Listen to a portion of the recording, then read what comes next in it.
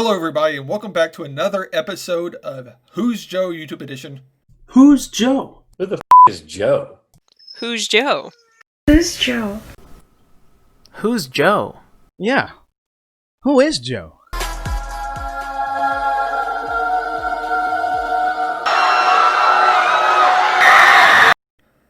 Today, I am here with Bonnie Burton, and why don't you go ahead and tell us a little about yourself? I am a author. I write pop culture books for both kids, young adults, and adults. About everything from Star Wars to DreamWorks animated movies to Harry Potter. I also write science books for kids and drawing and craft books for both kids and adults. I'm also a full-time journalist. I write for a variety of publications and online sites. Currently, you can find a lot of my recent stuff. I write daily for cnet.com. I'm also kind of like getting into TV writing and movie writing. So that's something I'm working on right now. And I also write comics. And I also do YouTube shows. So the last one I did, I went on, I think we did it for like 7 years and then we stopped. So I think I'm going to do a new YouTube show. I just haven't figured out what I'm going to do yet. First question, and then you can think during the countdown, is if you could collab... Oh, wait, I have to blink. Hold on. Okay. Okay. You can start after the countdown. So right now you can just relax. Okay. My eyes were already watering. If you could collaborate with anybody on the internet on anything, who would it be? And I will start the countdown now. 5, 4, 3, 2, 1. So, who would you collaborate with? Oh, I blinked. That's a good question. You know what? I'm big on. I love drag queens, first of all, and I think they are both hilarious but also inspiring. And my two favorites from RuPaul's Drag Race are Trixie Mattel and Katya. And if I could work with them on something, they have got a great YouTube series called I'll handle Call this. in. It's like a comedy YouTube where they just talk about everything and anything. If I could collaborate with them on something like that, I would. I mean, that's like asking the royal family if you could just, sleep over. Like it's never going to happen, but it's kind of a cool idea, right? So yeah. I would love to do that. But as far as like filmmaking, I would love to collaborate with either John Waters or David Lynch. For comics, it would be, I have a lot of comic book friends, but Kelly Sue is great, but also Gail Simone. I mean, Kat Staggs is a friend of mine. I would love to work with her again. So there's that. And then for books, I don't know. I kind of write my own stuff. I don't necessarily write books with other people, but I am working on a screenplay with one of my friends. So yeah, I'm kind of like in collab mode. So if David Lynch or Trixie Mattel or John Waters or Katya want to contact me, I am available. So where did the idea for the Star Wars craft books come from? When I started working at StarWars.com, I was the editor of StarWars.com for Lucasfilm. And I really thought we should have a kids section that focused on tactical things, not online gaming or anything you do online, but actually physically making stuff. Because when I was a kid, I loved like looking at the back of Highlights magazine or Hot Dog or Dynamite or any of those kids magazines for crafts. And I was a big crafty kid.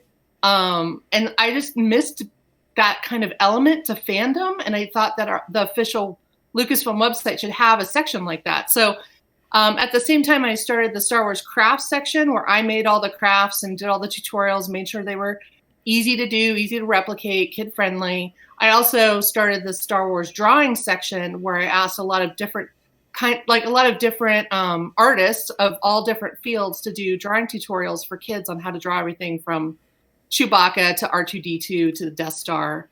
And both of those sections became hugely popular to the point where every time we did conventions, whether it was San Diego Comic-Con or Star Wars Celebration, we always did workshops for kids so they could learn how to make crafts in person as well as drawing tutorials. Katie Cook was, I don't know if you know her, but she's a great illustrator and artist. She did a lot of the drawing tutorials, as did Tom Hodges and Matt Bush and a bunch of other people. And they just became even more popular because then we were doing it at conventions. And even though you could print out everything online and have your own thing, so many parents and kids came up to me saying, we want a book, we want a physical book. And it took a long time for me to convince Lucasfilm to do that because they just didn't think there was a market for it. And then also the craft book was just hard to convince them because they thought it was just for girls. I'm like, you have a whole section of the company called ILM, which is made of mostly adult males who you hire to do crafts, technical crafts for your movies. That's what practical effects are. They're crafts. So I think I just wore them down and they finally, I'm really good at being a squeaky wheel. And I think they were just like, Bonnie's never going to shut up if we don't let her do these books. So I ended up doing the first one I did was You Can Draw Star Wars, which unfortunately was a bit more complex. It's not as kid-friendly as the second book I did, which was Draw Star Wars The Clone Wars. And that's from Klutz Publishing, and they're much more kid-friendly. And it comes with like markers and stuff. Well, I think your cat might actually be able to beat me at a staring contest. I know. I got that.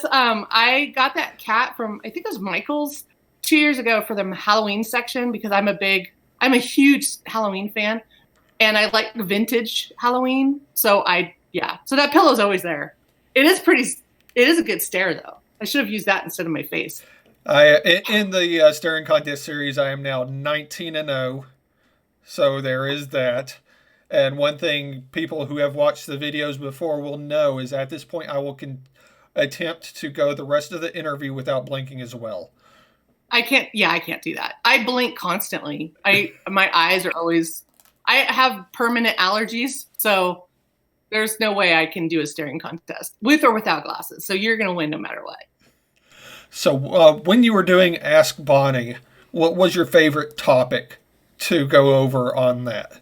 Yeah. So I did a show before YouTube existed, because I'm old, called Ask Bonnie. And it was a YouTube show before YouTube.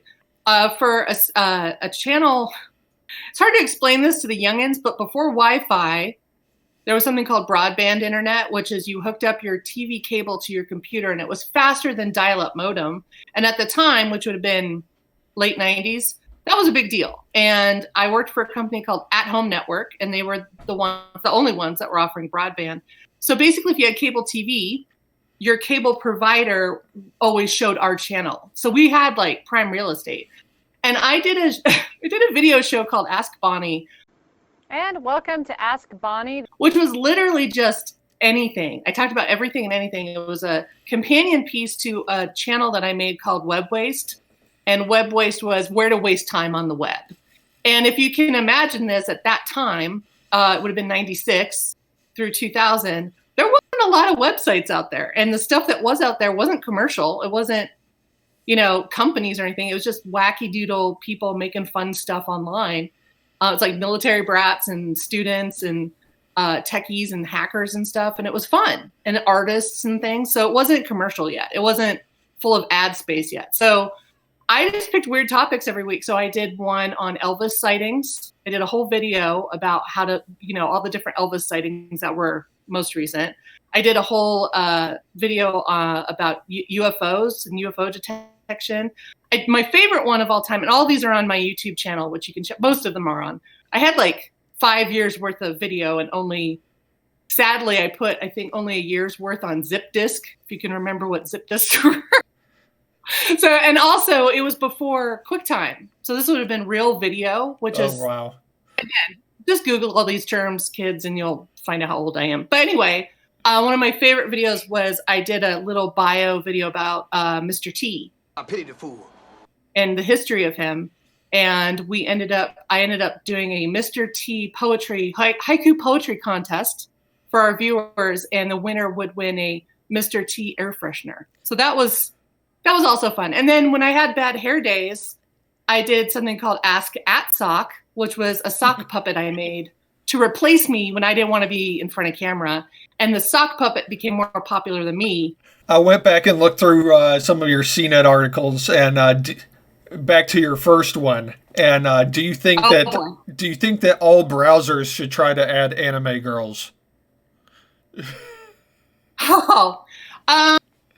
Maybe. I'm a huge fan of anime and manga. I think unfortunately in the United States it's not as big as it is obviously in Asia, but obviously in other countries too.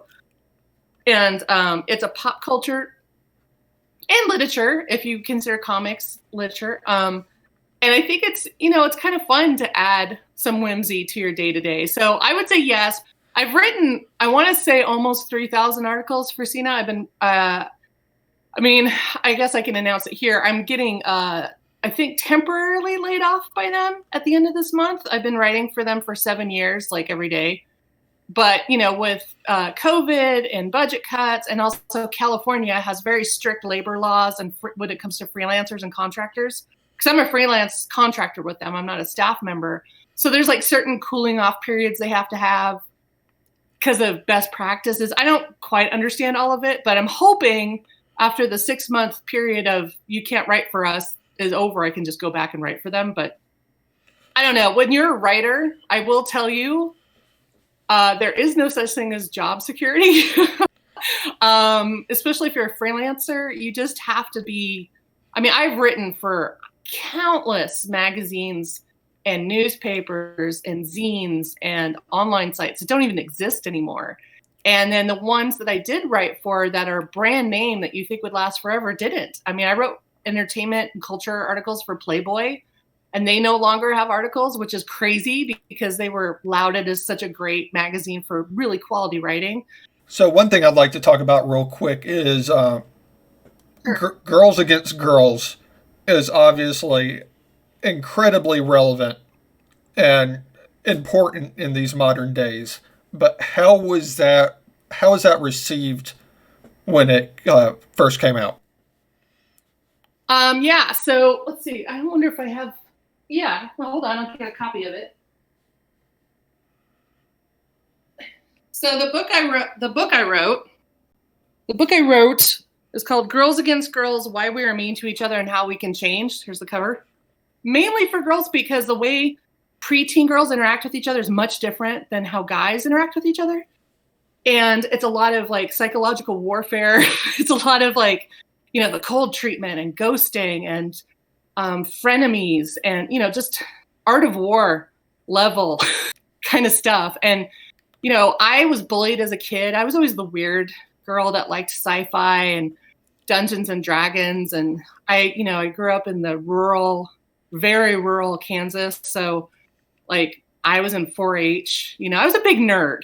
I know that's hard to believe, but I was a huge nerd. So, and at school, I would get bullied by these girls who were like always perfectly dressed. And also I didn't come from a rich background, so I couldn't afford to get like the latest stuff. We got a lot of hand-me-downs, or we went to like, outlet stores to get stuff. So I just always felt out of place, but also I just didn't know how to deal with bullies. And the only books available to me at that time, and this would have been the 80s, a lot of those books were so outdated. They were written in the 50s. There were a lot about like, go up to the most popular girl at school and tell her you like her dress and she'll be your friend. And I'm like, that's not how that works. Or the books were super religious in nature. And I thought, well, that's not really handy if you're not Christian or if you're not really gung-ho church stuff. So in 2000, around 2008, I think when I was writing the book, there wasn't anything out there. The only thing that was out there for teenagers and preteens were, again, super religious books or super naive kind of books, or they were for parents and teachers, and they weren't really geared towards teens. They weren't written in a teen voice. So I wrote this book specifically to have it be better in tone, conversational, have it not only cover how to deal with bullies, but how to not become a bully when you're dealing with bullies, because it's very easy to be the monster you're fighting, when you can't really play fire with fire because then you're just as bad as the bully. And also, like, I had a lot of advice from other women who were, actors and writers and musicians and politicians and tattoo artists. I basically just went through all my friends list and said of people that are pretty prominent. And I asked these ladies, were you bullied? How did you deal with it? Or were you the bully? And so I got some really great quotes throughout the book from actual women who are, icons like Jane Weedland from the Go-Go's or, Tegan and Sarah or, so I got some really good quotes from people. But I wanted that balance because I think with a lot of the anti-bullying campaigns, people forget you have to also be a representation of your better self. Like, yes, you have to fight bullies and stand up for yourself, but also know that there's a lot more surrounding bullies. Like a lot of girls that are bullies, a lot of mean girls, they have horrible home lives, or they're abused, or they're projecting their own insecurities. It has nothing to do with you. So if you're getting bullied, it's not about you, it's about them. Like, so I just wanted to have that in there. But, you know, it's interesting you brought that book up because I want to do I actually want to do a sequel to it because in 2009, cyberbullying had just started, right? Like it was a brand new concept. And as far as like, you know, social media bullying and video harassment and things like that, Snapchat hadn't existed yet. I don't think Twitter was even really on the scene yet. So Instagram, all of that. So I kind of want to do an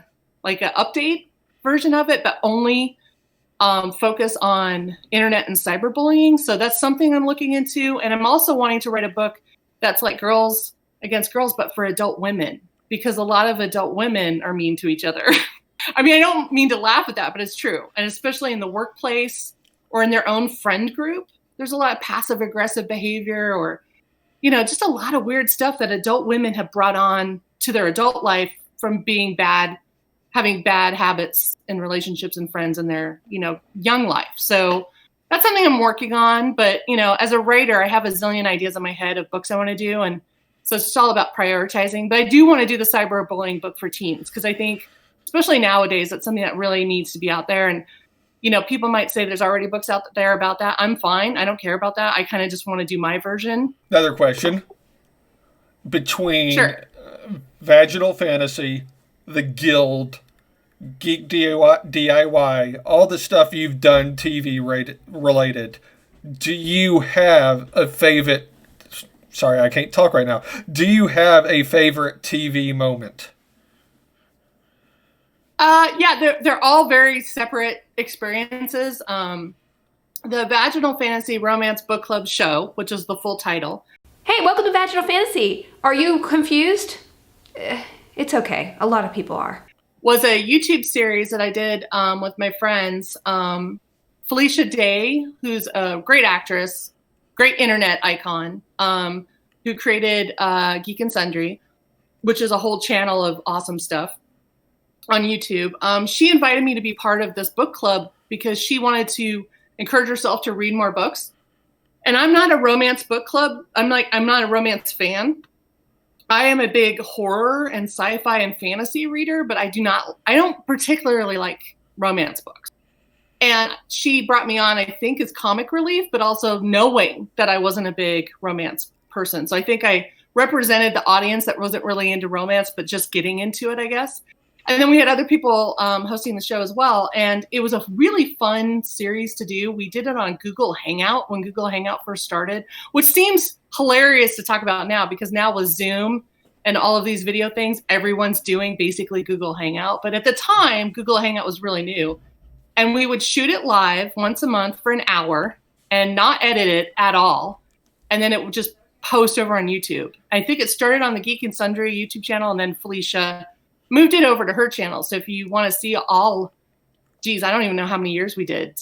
I know we ended on episode 69. Nice. Ha! But it's all on Felicia's YouTube channel. So if you want to watch all the episodes, but we pick one book. We had a Goodreads. We still have our Goodreads group if you want to go join that. And the club's still going, even though we aren't still doing the show. So every month there's a new book and you can discuss it on Discord. We have our own Discord and we have our own Goodreads section. And we would pick a book. It was one of the hosts would always pick a book that they wanted to read. I always picked weird stuff. So I picked like Cthulhu romance and, you know, weird robot romance. I think I did maybe a Bigfoot romance. I don't know. I'm big into monsters. So I was like, yeah, let's just pick the weirdest. My favorite one was a dinosaur romance book because that's not physically possible, but it's a hilarious book. I think it was called Taken by T-Rex. It's a horrible book. Was that a Chuck Tingle book?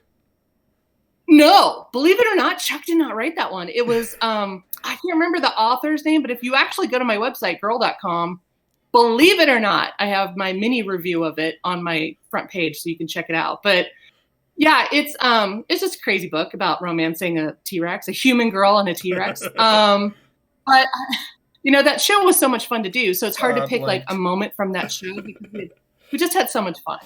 That show was so much fun to do. So the Guild was great, but I was only on I think 1 or 2 episodes. I don't remember. It was a party scene when they were at Comic-Con, and I loved doing the Guild because that's a kid in a candy store situation because all your favorite celebrity geeks are there. So it was really fun to hang out with people. And then Geek DIY was my own show. So for that's even more personally gratifying for me because it was a show that Stan Lee, the Marvel comic icon, bless his soul, asked me to do a show for his web channel where I made short little crafting videos with geek celebrities. So like I make dice pillows with Will Wheaton. And the person that's going to be my crafting sidekick today is none other than Will Wheaton of Tabletop Geek and Sundry. Hug. I show how to make, I think, fake blood with a filmmaker who does horror and fantasy. It's like a bunch of different celebrities making crafts, but they're like super short videos. I think they're 6 or 7 minutes long each, so they're pretty easy to find. And you can find them. If you go to my YouTube channel, which is just youtube.com/BonnieGirl. Bonnie Girl is my screen name for every social thing and everything. I have a playlist that has them all, so you can check them out. But I really love doing that. I only did 1 season. Stanley's World of Wonder, not World of Wonder, Stanley's World of Heroes YouTube channel got sold off to another company, so I don't know what it's called now. But if you go to my YouTube channel, you can see I have playlists for Vaginal Fantasy, Romance Book Club, Geek DIY, Ask Bonnie, any performances I've done, because I've done stand-up comedy, so I've got stuff like that. It's just a lot of video. I'm still trying to figure out what to do on YouTube because all these kids have such great YouTube shows, and I'm like, I did have a YouTube show before YouTube, and I was 15 years too early. Well, I guess we've hit the point where I'm going, like I've gotten everybody else to do, I'm going to get you to say I was not able to beat Joe in a staring contest. I was not able to beat Joe at a staring contest. I am now 19-0, 1 away from 20-0. And one thing I have also done in the previous videos is I'm going to ask you to call somebody else out to sit on the other end and be in a staring contest video with me. Oh, I don't know who to call out because everyone's like got stuff going on. So I don't want to call out someone that never does this. Who could I call out that would actually? I mean, I'm not. That's no shade on you. I'm just saying everyone's so busy, so I don't want to. I understand. I want to be like, hey, Stephen King. God, I don't know who to call out. I'll say Jenny Lawson. Okay. I'll say Jenny Lawson. I'll call Jenny Lawson. If you can get an interview with author Jenny Lawson, that would be great because she's amazing. But I have a feeling she might win the staring contest. Really? So, yeah. So I don't know. I'm not a betting woman. I'm not going to put money on it, but I'm just saying she's got some hidden talents. So. Well, if you want to come on and be in one of my videos, Jenny, I would love to have you on. But there you go. What do you have to plug? What do you have to talk about? Actually, I have nothing new. Well, that's not true. I have a DreamWorks book coming out, but I'm not allowed to talk about what movie it is yet. So I'll just follow my Twitter account, which is twitter.com/BonnieGirl. It's BonnieGrrl. And I'll probably promote it then when I'm allowed to talk about it. I did a previous DreamWorks animation book called The Art of Abominable, which was their beautiful Abominable movie that came out a year ago. And this is for a different movie. So I just finished that last year. So that should be coming out this year. And I think it's a specialty book. So it might not be for sale everywhere. And then obviously finishing my run out at CNET. So please go to cnet.com and you can see a lot of my articles there. I do mostly entertainment and weird science articles. What else am I doing? Like I said, I'm working on a screenplay, but I can't really talk about it because it's not done and it's not official and NDA and all that. And then honestly, I want to get back into doing crafting. So I think what I might do, just from this interview alone, has inspired me, I'll either do a Twitch channel where I'm doing crafts once a week, or I'll do a YouTube thing. But they'll be crazy crafts because I've done everything from Star Wars crafts, from the Star Wars craft book, to I did a craft in a Harry Potter book. I wrote a Art of Harry Potter movie book. I did a craft on how to make wands out of chopsticks. And I've also done crafting with feminism, which is celebrating feminist icons through crafting, like making Ruth Bader Ginsburg finger puppets and stuff. So I've done a lot of different kind of crafts, but I have 6 different craft books that I pitched to my agent that I was supposed to be working on that I didn't because of the plague. So I think, thanks for the reminder, I should probably get on that. So I'll probably do some crafts, and I'll probably demo those crafts on either Twitch or YouTube as I'm making them for these books. So I guess that's the thing I'm pitching. That hasn't happened yet, is that I'll be doing some sort of craft video. Wonderful. But you can follow me on Twitter. If you follow me on Twitter, you can. First of all, I apologize because I tweet a lot. But if you do want to see what I'm up to, that's the easiest way to do it, is to go on Twitter, because I'll tweet whatever projects I'm working on. And at the top of my Twitter page is a link to my Amazon page that has all my books and comics. So if people want to buy those, it's always at the top of my page. Well, that's going to be it for this episode of Who's Joe YouTube Edition. If you haven't already liked the video, go ahead and do that. If you haven't already subscribed to the channel, go ahead and do that. I am going to be putting a link to all of Bonnie's socials in the video description. Definitely go to her Twitter and follow her there. I'll put a link to her CNET articles so you can go check out all 3,000 of them if you so choose to do so. And just check her out on Twitter to find out when she's going to start doing Twitch and things like that, because I'm sure that'll be a lot of fun. I know I'm looking forward to it, and I'll probably join and watch your streams as well. But there will be a video down here at the bottom left that I've recommended, a video here down here at the bottom right that YouTube has recommended. Watch one of them, watch both of them, watch all of them, and we'll see you the next time.